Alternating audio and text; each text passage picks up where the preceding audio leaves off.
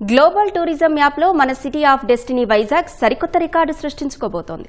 ఒకవైపు పచ్చని తూర్పు కనుమల అడవులు, మరోవైపు నీలిరంగు బంగాళాఖాతపు సముద్ర తీరం, ఈ అద్భుతాల కలబోత అయిన విశాఖపట్నం అంతర్జాతీయ స్థాయి మెగా పర్యాటక ప్రాజెక్టుకు అడుగులు పడ్డాయి.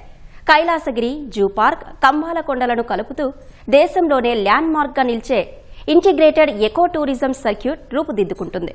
ఈ ప్రాజెక్టులో హైలైట్ గా నిలవబోయే నైట్ సఫారీ విశేషాలను ఇవాల్టి గ్రౌండ్ రిపోర్ట్లో మా ప్రతినిధి కృష్ణమనాయుడు అందిస్తారు.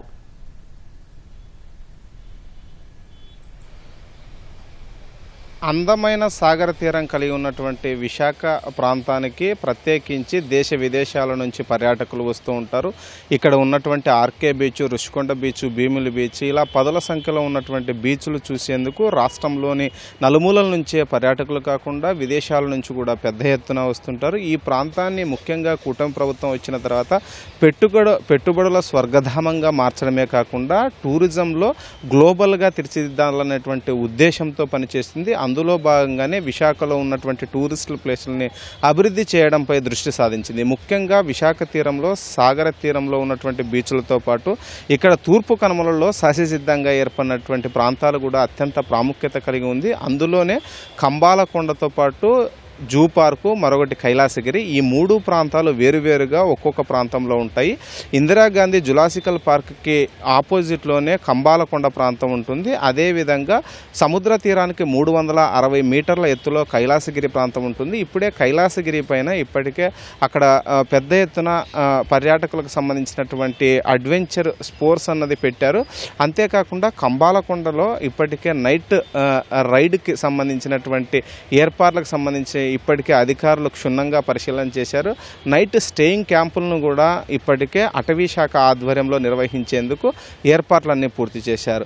అటవీ సంపదని ఏ విధంగా డిస్టర్బ్ చేయకుండా ఇంటిగ్రేటెడ్ ఎకో టూరిజాన్ని ఈ మూడు ప్రాంతాలని కలిపి చేపట్టాలన్నటువంటిది స్థానికంగా ఉన్నటువంటి ఎంపీ భరత్ నిర్ణయించారు. అందులో భాగంగానే విఎంఆర్డీఏ ఆధ్వర్యంలో ఇప్పటికే విఎంఆర్డీఏ చైర్మన్తో పాటు కమిషనరు, ఎంపీ, స్థానికంగా ఉన్నటువంటి ఉన్నతాధికారులు, ముఖ్యంగా పర్యాటకానికి సంబంధించినటువంటి ఉన్నతాధికారులతో పాటు అటవీ శాఖ ఉన్నతాధికారులతో సమీక్షా సమావేశం నిర్వహించి డిపిఆర్కి తయారు చేసేందుకు ఇప్పటికే ఒక సంస్థని ఎంపిక చేశారు. డిపిఆర్ తయారు చేసేటువంటి పనులు కూడా ఇప్పటికే బెంగళూరుకు సంబంధించినటువంటి సంస్థ పూర్తి స్థాయిలో సన్నద్ధమై ఇప్పటికే డిపిఆర్ తయారు చేసేటువంటి పనుల్లో కూడా పట్టింది. ముఖ్యంగా ఈ మూడు ప్రాంతాలని వేరువేరుగా చూసేందుకు పర్యాటకులు వెళ్తూ ఉంటారు. అందులో భాగంగానే మూడు ప్రాంతాలని కనెక్టివిటీ చేస్తే ఇక్కడికి వచ్చేటువంటి పర్యాటకులకు అత్యంత అనువుగా ఉంటుందని అధికారులు భావిస్తున్నారు. కంబాలకొండ అన్నది తూర్పు కనుమలలో అత్యంత సహజసిద్ధంగా ఏర్పడినటువంటి ప్రాంతము. ఇప్పుడున్నటువంటి జనరేషన్స్కి అక్కడ ఉన్నటువంటి అటవీ సంపదను చూపించాలన్నది ప్రభుత్వ లక్ష్యము. అందులో భాగంగానే ఇప్పటికే హట్స్తో పాటు వ్యూ పాయింట్స్ను కూడా ఏర్పాటు చేశారు. అక్కడ ముఖ్యంగా అడ్వెంచర్ స్పోర్ట్స్ అన్నది పెట్టింది పేరు. కయాకింగ్తో పాటు బోటింగు, మిగిలినటువంటి ట్రెక్కింగ్ లాంటి ప్రాంతాలను కూడా ఇప్పటికే గుర్తించి వ్యూ పాయింట్లను కూడా ఏర్పాటు చేశారు. 17,500 ఎకరాల విస్తీర్ణంలో ఈ కంబాలకొండ ఉంటుంది.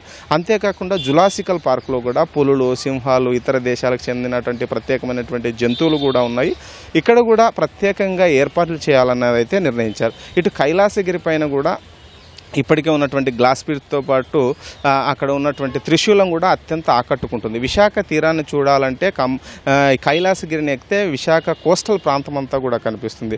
ముఖ్యంగా ఈ ప్రాంతంలో ఇప్పటికే ఉన్నటువంటి ఏర్పాట్లపైన, ఇప్పటికే ఉన్నటువంటి అనుమతులకి మరింత ఎక్కువగా వచ్చేటువంటి పర్యాటకులకు అనుకూలంగా చేసేటువంటి ఏర్పాట్లపైన దృష్టి సాధిస్తున్నారు.